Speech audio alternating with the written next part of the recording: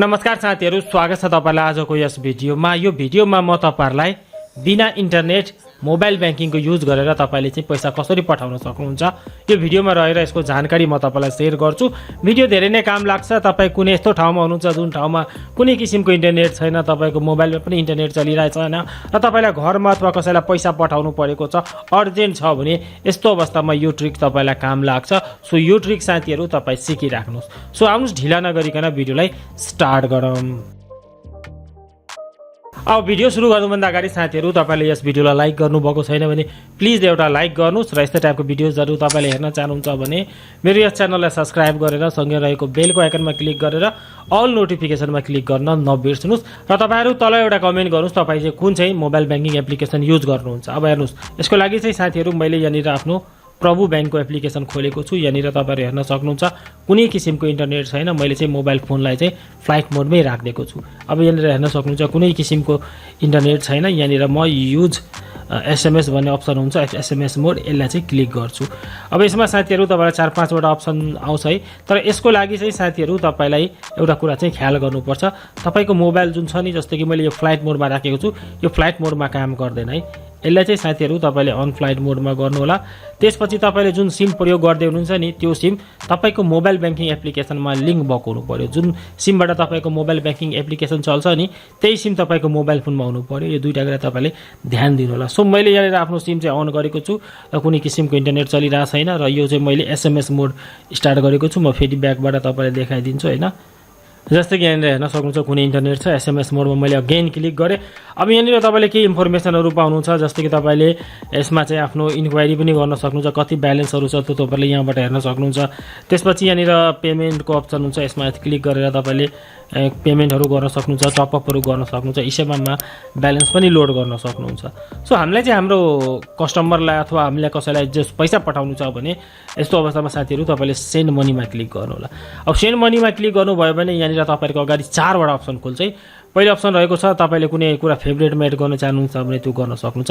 Main हामीलाई काम लाग्ने भनेको 2 वटा हो। एउटा रहेको छ सेन्ड मनी सेम बैंक। यदि तपाईले पठाउने जुन पैसा तपाईले जसलाई पठाइराख्नु भएको छ त्यसको बैंक र तपाईको बैंक सेम हो भने त्यस्तो अवस्थामा चाहिँ तपाईले यसमा क्लिक गरेर अमाउन्ट राखेर एकाउन्ट नम्बर राखेर एकाउन्ट नेम राखेर तपाईले सेन्ड गरिदिनु भयो भने तपाईको काम भइहाल्छ।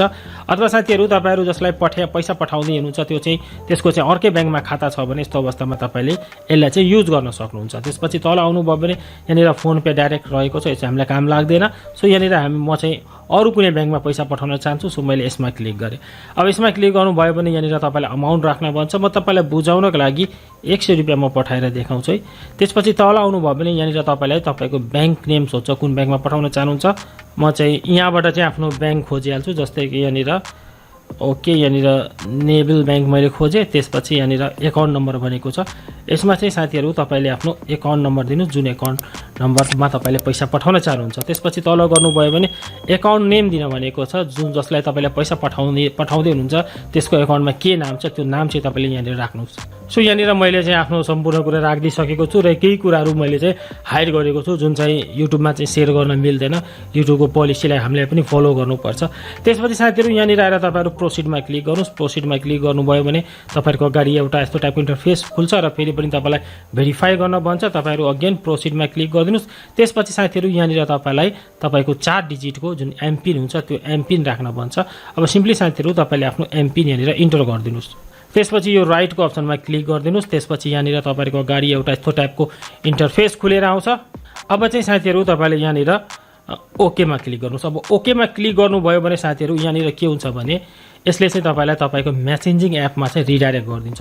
जस्तै कि यहाँनिर हेर्न सक्नुहुन्छ यो चाहिँ मेरो रिडाइरेक्ट भइसकेको छ मेसेज वाला एप्लिकेसनमा। अब चाहिँ साथीहरु तपाईले यहाँनिर के गर्नुस् भने तपाईले यहाँनिर जस्ट यो मेसेजलाई सेन्ड गरिदिनुस्।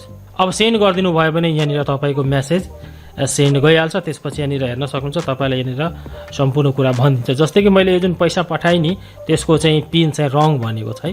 सो रङ पिनको कारणले मेरो यो ट्रान्जेक्सन भएन।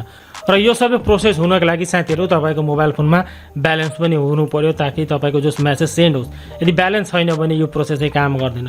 अलिकति ब्यालेन्स 2-4 रुपियाँ भयो भने तपाईँको जस मेसेज सेन्ड गर्ने ब्यालेन्स भयो भने तपाईँको यो ट्रान्जेक्सन चाहिँ फुला भइहाल्छ। अब यहाँनिर साथीहरू तपाईँहरू हेर्न सक्नुहुन्छ मेरो चाहिँ पिन चाहिँ रङ भएको कारणले चाहिँ मेरो चाहिँ यहाँनिर ट्रान्जेक्सन भएन। जस्तै कि मैले तपाईँको अगाडि यो गरेँ देखाएँ।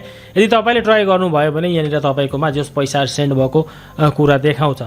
सो यही थियो आजको यस भिडियोमा। मलाई लाग्छ तपाईँले सबै कुरा बुझिसक्नु भएको होला। यदि केही बुझ्नु भएको छैन भने कृपया तल कमेन्ट गर्नुहोस्। केही काम लाग्ने भिडियोजहरूको लिङ्क मैले तपाईँलाई स्क्रिनमा देखाइरहेको छु। तपाईँसँग समय छ भने यो भिडियोलाई पनि चेकआउट गर्नु होला। यस भिडियोलाई अन्तिमसम्म हेरिदिनु भएकोमा, लाइक गरिदिनु भएकोमा, कमेन्ट गरिदिनु भएकोमा धेरै धेरै धन्यवाद।